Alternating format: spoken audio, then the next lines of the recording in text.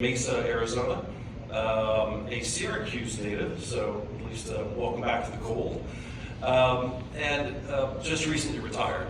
Chief Wessing oversaw a lot of the PepperBall deployment on a day-to-day patrol basis for Mesa, and I thought better for him to talk about, well, how PepperBall is used today to me. So, Chief.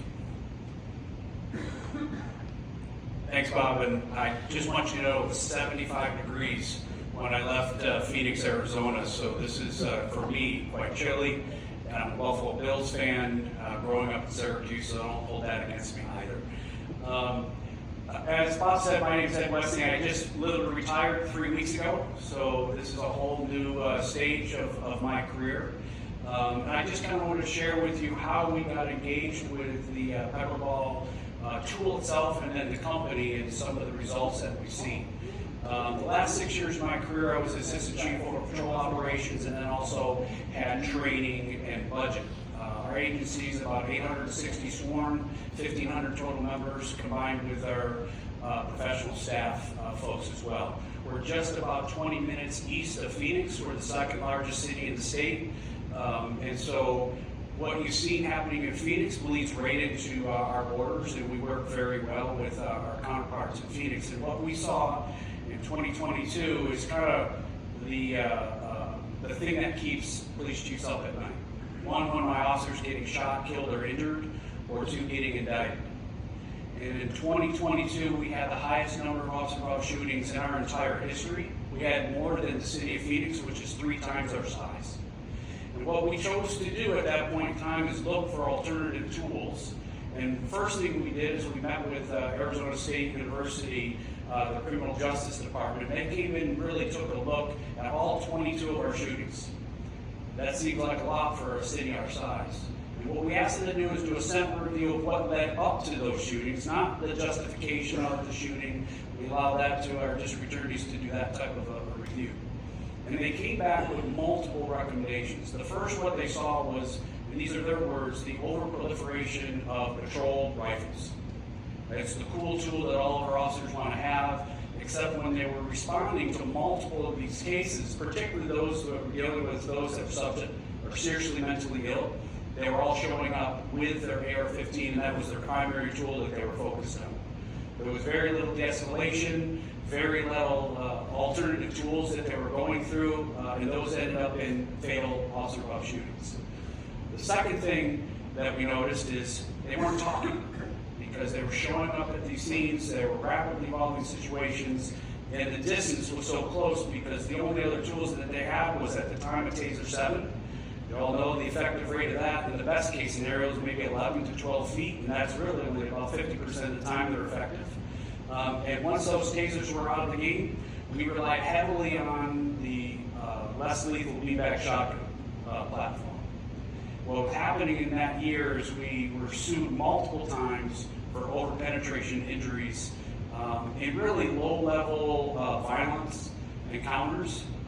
We got sued multiple times. The city of Phoenix got sued, got really raked over the coals. It was one of the reasons why the DOJ came in and started to do their review of Phoenix PD.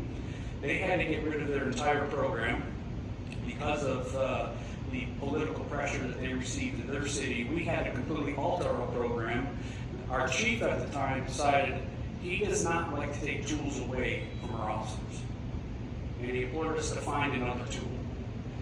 And so we met with Phoenix PD, had then engaged with PepperBall. And we decided to take a small approach because the case that Bob mentioned also still is alive and well in the Phoenix metro area. When we went to our council with our initial proposal, city attorneys were not supporting of it because of what happened here in the Boston area probably about 10 years ago. I don't know the exact time frame with the FN 303, which we also had at the time, which in the end ended up being boat anchors in our patrol officers' trunks because they really didn't work very well. And so what I chose to do is to meet with each one of our council members, and if you have the opportunity to do that, to educate them about what the PepperBall platform is and more importantly what it is not, you'll find a whole different kind of point of view, at least from my perspective. I explained in one of the meetings that I was just in an executive council meeting where we were getting excoriated for a critical use of force incident. Why did your officers use this? Why did they do that? Why did they talk? And I use that as an example of saying, we're going to bring this non-lethal tool to bear, if we can, if you will support this, and then we can support what you're asking us to do. The second part of it is I also brought it to our media. I was a PIO for years, and so I had a lot of those relationships in the Phoenix area, and we brought them out to our training site, let them see it.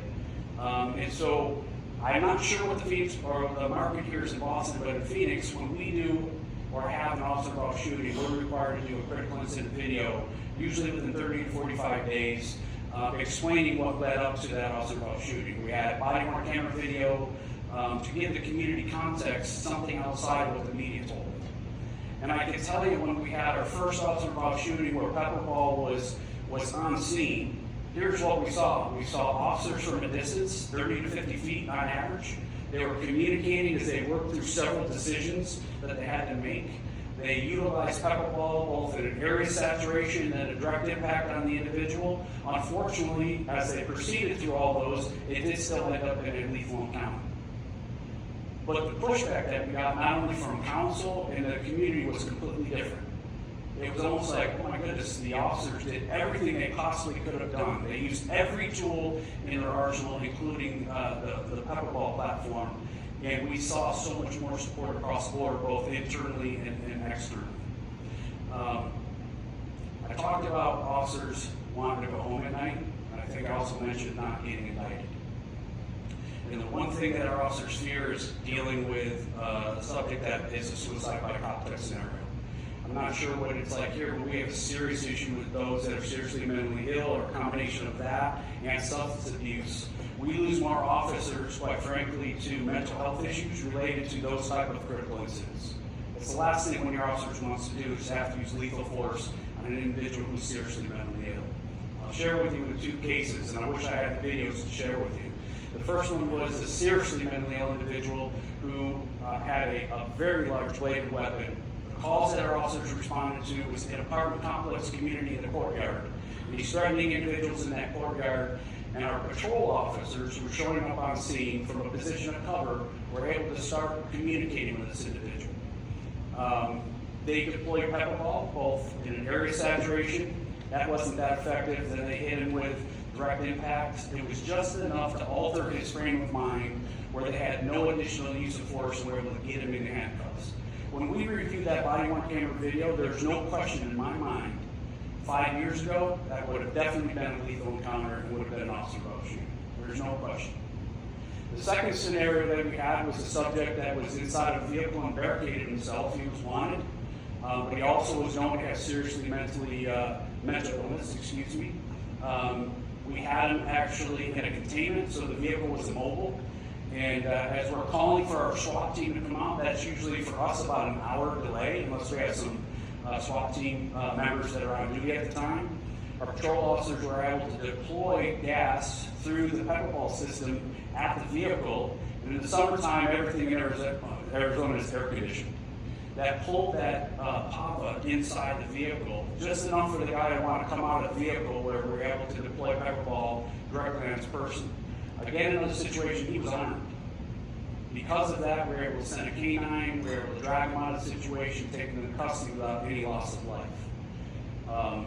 The key to success for us was our rollout with our patrol officers. Every one of our new academy graduates goes through our 10-hour training curriculum specifically for PepperBall. Because, as I mentioned earlier, with Arizona State University, one of the concerns that they had is with giving AR-15 rifles to officers with less than 3 years of experience as a police officer. As you know, those are your officers that are usually our highest energy. They're go-getters, but they typically aren't thinking before they act, and they haven't really learned how to do their job. So we chose to give them these PepperBall platforms. Right now we have about 150 of them, and we use them about 100 times a year. They're showing a 60 to 65% effective rate without any additional use of force. Some of the feedback that we're getting from these young officers is that they're glad to have a tool. It's causing them to want to show up on these high-risk scenes because it can be part of the arrest team, if you will. They're communicating better. They're using time, distance, and cover, which is what we all train them to do. It all looks better, always on your body worn camera video as well. And then they're starting to see the effectiveness of this tool, and we're seeing the morale from those young officers who are typically just there as an arrest team have this tool and be part of the apprehension techniques. Something of note, although we deploy this over 100 times a year, both in patrol, or special operations, SWAT team uses it, we've not had one injury that required any medical attention. I can tell you on an average year prior to PepperBall, with our beanbag and 40mm platforms, we probably had 20 or 30 that we had to take to the hospital that required surgery. This is a significant benefit for us. I think the biggest benefit for me personally was we had much lower numbers of officer injuries. In the year of 2022, I had 16 officers with fractured hands in a year. That's outrageous, because most of you know, if you fracture your hand, you're out 6 weeks, you might not ever come back. And that's because we weren't really utilizing proper de-escalation techniques, because we weren't from a position of cover, we weren't using distance.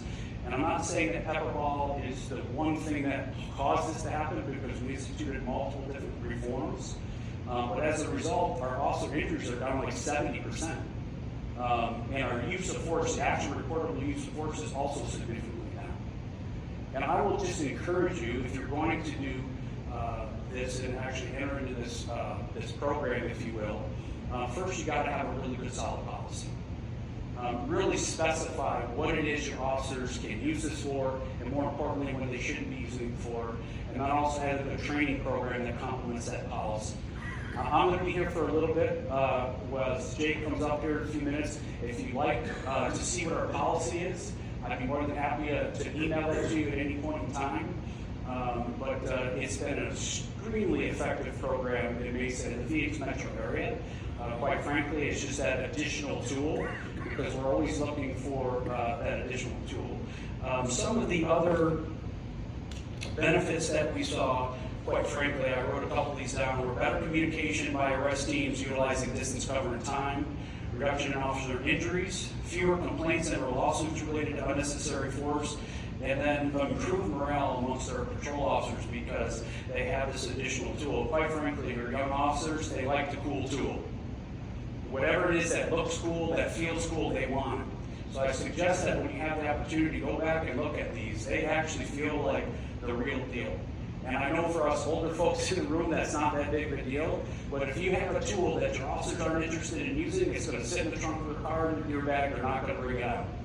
I assure you that if you take this out to your patrol officers, they will be bringing it out. The one concern that we had was the possibility of maintenance issues. If you had the FN303 platform, it was a disaster for us because of the heat related and O-rings and seals. That's why they became boat anchors in our trunks. We slow rolled it that May of 2024, and we had almost zero maintenance issues because they're so easy to maintain. The officer that's issued that actual platform takes care of that himself. They're not required to be armors to work on them like some of the platforms that we bring in. There's so many benefits to the program for that front level patrol officer. With that, I'm going to turn this over to Jake, and I will be here if you have any questions, so I'm not taking up too much of your time speaking. And Bob, I appreciate, I wasn't aware that you were going to talk about how it works on the patrol level, but that's where we saw the best bang for our buck. And if you're going to make that financial investment in your people, this is a great opportunity. I think, Chief, as you said, it's a great program that has so many opportunities for success if you